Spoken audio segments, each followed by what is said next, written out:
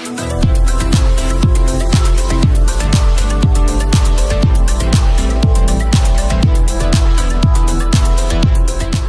lupa ya di-subscribe dan nyalakan lonceng notifikasinya. Tidak ada urusannya dengan itu. Emangnya saya kedapatan ngapain melakukan perzinahan? Saya ngapain?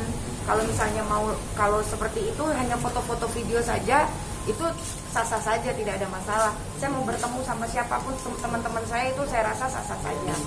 Karena mereka pun tahu saya tinggal di mana. Mereka pada saat saya pergi dari rumah, mereka tahu saya tinggal di rumah ibu saya, dan habis itu saya tinggal di mana mereka tahu. Jadi saya tidak tutup-tutupin itu. Ibu saya pun juga udah pernah ke tempat saya. Bahkan saya juga membawa anak-anak saya di saat kalau teman-teman wartawan pada datang ke rumah, saya belum bisa temuin pada saat itu.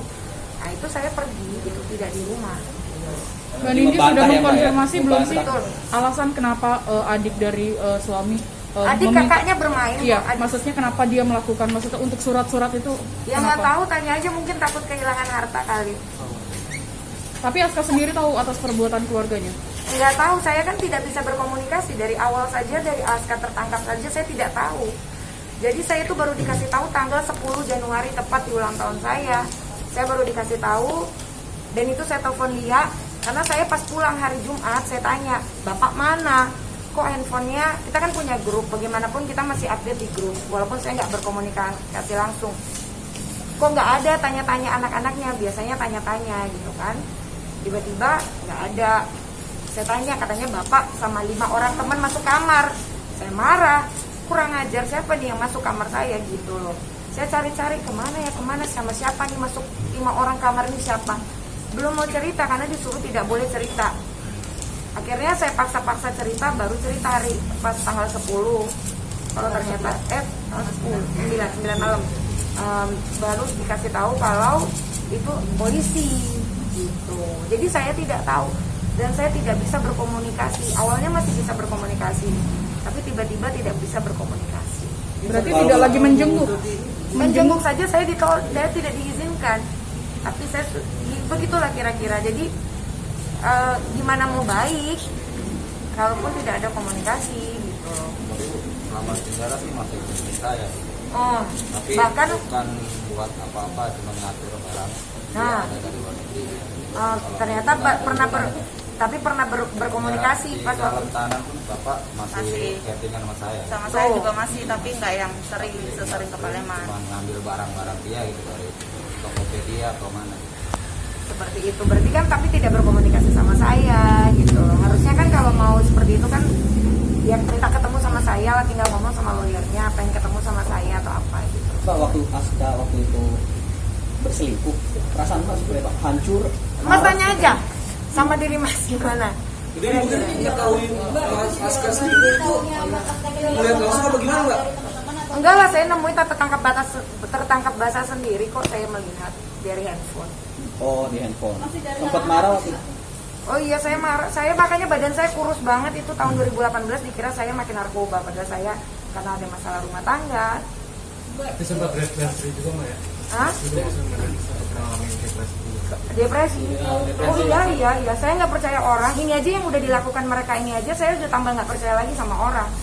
Saya tuh sudah trust issue saya sudah tinggi. Saya sempat ibaratnya tuh nggak bingung. Saya sempat minum ke psikolog, minum obat. Karena saya itu kehilangan orang tua. Ayah saya itu adalah role model saya. Saya paling dekat sama ayah saya.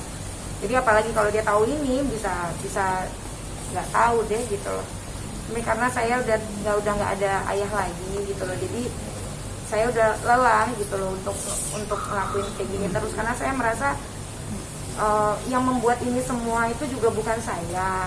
Jadi gini loh, kita ini mengurut kesalahan itu jangan tiba-tiba sekarang, tapi dilihat semuanya itu dari awal. Benang kusutnya itu kenapa perselingkuhan itu yang dilakukan sama Aska dari tahun 2015 sampai tahun 2018. Saya tahu betul siapa orang-orangnya. Bahkan ada orang yang saya kenal juga. Jadi saya tahu, saya tidak perlu menyebutkan nama, itu biarlah menjadi urusan pribadi saya. Tapi yang pasti saya tahu itu. Berarti lebih dari satu perempuan? Oh Mbak, ini kiaskan saja sendiri. Jadi ini hal-hal apa aja sih yang muncul KDRT awal ini? Hal-hal apa aja yang memicu awal kalian tuh? Ya namanya, ya kan saya bilang emosionalnya itu tidak stabil, sehingga hal kecil, hal besar, sampai hal yang memang dia kesalahan dia pun bisa itu menjadi hal yang membuat dia terpicu gitu loh. Jadi saya nggak bisa tahu apa sih yang motifnya dia tuh bisa untuk melakukan kekerasan dalam rumah tangga gitu loh. Saya nggak tahu, jadi berapa persen kadarnya yang bisa bikin dia marah gitu loh. Sehingga hal kecil pun kadang-kadang sepele menurut kita itu bisa marah gitu loh. Dari secara verbal, dari secara fisik saya tuh sudah kenyang lah gitu loh. Jadi saya sebenarnya saya ini ingin baik-baik saja, tapi kita berpisah. Saya sudah sampaikan itu. Saya sudah sampaikan pada saat saya bertemu, saya jenguk, saya sampaikan saya ingin pisah. Saya sudah masukkan gugatan, tapi saya ingin baik-baik saja gitu. Berarti sampai jenguk. Dan ini betul suami sempat menolak untuk bercerai? Oh iya, sampai sekarang juga masih menolak. Tidak Alasannya mau. mungkin? Ya ingin memperbaiki. Ya nggak gampang lah untuk berpisah tuh, nggak gampang karena kita kan punya 2 anak gitu loh. Cuma kan karena saya ini yang merasakan nih apa yang terjadi, yang menjalani kan saya, sehingga saya rasanya ya sudahlah. 9 tahun kok saya tahun ke-10 saya 10 orang tua saya aja nggak tahu saya digebukin. Mbak, alasannya kemarin kan udah lama nih pakai KDRT-nya. Alasannya speak up baru-baru ini apa ada intimidasi juga kah atau? Ya nggak ada, karena ibu saya akhirnya kan sudah tahu. Akhirnya saya disupport untuk bikin visum. Kakak saya nganterin saya ke Polres Jakarta Selatan. Atas dasar itulah yang membuat saya menjadi kuat, sehingga saya ya udah saya jalan gitu loh. Kalau misalnya orang tua saya nggak tahu, mungkin saya tetap akan memaafkan lagi, tidak ada masalah gitu loh. Ya sudahlah gitu terus. Cuma saya berharap kan Aska untuk perjanjiannya adalah ya Aska tahulah apa sih yang membuat dia tuh menjadi suka emosi itu. Saya nggak perlu menjabarkan apa itulah yang terjadi kasusnya sekarang ini saja gitu loh. Dan ini kalau sejak kapan Aska pakai mengetahui adanya narkoba? Sejak kapan? Saya tidak akan memberikan statement apapun soal narkoba. Aska sangat tahu persis apa yang dia lakukan, dan yang dia terima sekarang ini itu adalah ya memang apa yang sudah dia lakukan itu. Berarti sudah lama menggunakan itu, Mbak? Kenapa? Berarti sudah lama menggunakan itu? Saya tidak memberikan statement apapun. Mau lamanya bagaimana saya tidak tahu, saya tidak ingin ikut campur urusan itu. Biarlah itu menjadi urusan kepolisian, tapi intinya adalah Aska sangat tahu persis apa yang terjadi. Kalau Aska gentle, clearkan saja.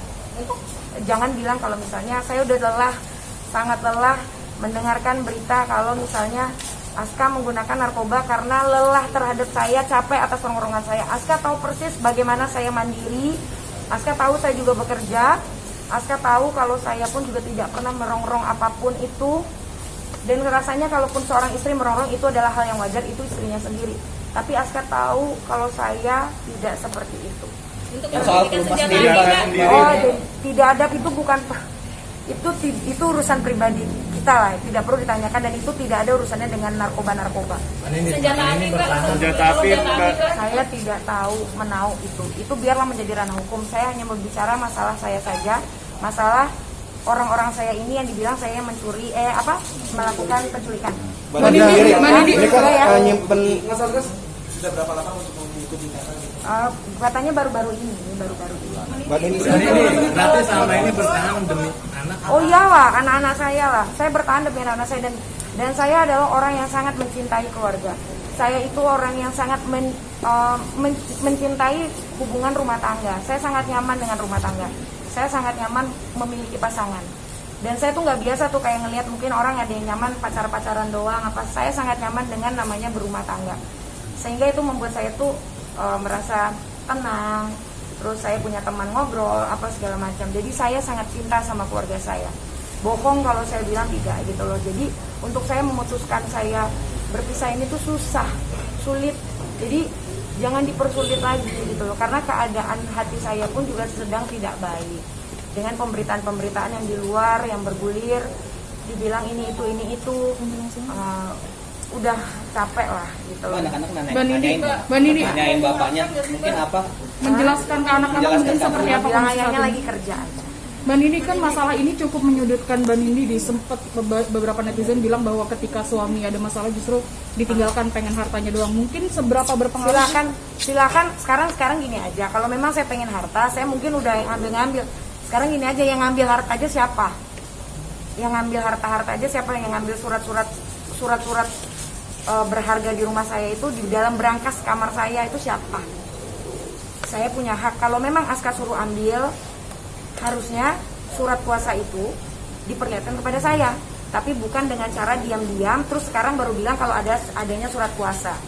Itu kan berarti udah rulesnya aja udah salah. Harusnya surat kuasa dulu baru ambil gitu loh. Intinya gitu aja. Jadi kalau saya tidak akan menyudutkan apapun, keluarganya tidak ada. Cuma intinya itu yang dilakukan kepada saya. Jadi terserah, saya rasanya juga punya hak. Mereka membenci saya, ya terserah. Saya pun juga bisa membenci mereka. Tapi bagi saya kita keluarga, harusnya tidak seperti itu gitu loh. Harusnya banyak hal-hal yang baik yang bisa kita lakukan bersama-sama. Rangkulan dong, karena ini kan masalah bersama. Kita keluarga dan akhirnya jadi masalah yang dikonsumsi oleh publik. Saya maafkan, udah saya maafkan dari kemarin saya maafin kok. Apapun yang sudah dilakukan sama Aska, baik tentang perselingkuhan, KDRT, saya sudah berusaha memaafkan dan itu saya lakukan perlahan-lahan. Saya berjalan move on sendiri. Gimana saya pergi umroh, saya mau berangkat umroh minggu depan, saya minta dia ikut. Itu saya lakukan karena saya merasa saya sudah lelah dan saya benar-benar titik terendah saya lah. Karena saya itu seorangnya percaya sama suami, periksa handphone suami aja nggak pernah. Saya nggak pernah buka-buka handphone suami kalau memang bukan urusannya, kayak misalnya mau ngapain. Nggak pernah saya utik-utik. Saya nggak pernah urus-urus dia, pengen tahu apa segala macam, di mana ini itu enggak. Saya percaya 100% sama suami saya. Tapi di tahun 2018 Allah punya kehendak lain, saya diperlihatkan dan itu dibukakan semuanya, sehingga itu membuat saya hancur. Reaksi keluarga waktu itu ketahuan selingkuh seperti apa sih? Marah. Dia yang marah. Dia marah ya, ini tahu kok. Ada KDRT nggak Mbak di situ?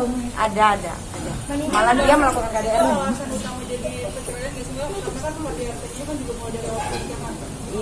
Iya, banyak hal. Kita kan bertahan rumah tangga itu kan pasti banyak yang membuat kita bertahan. Tapi gugur itu kan banyak hal gitu.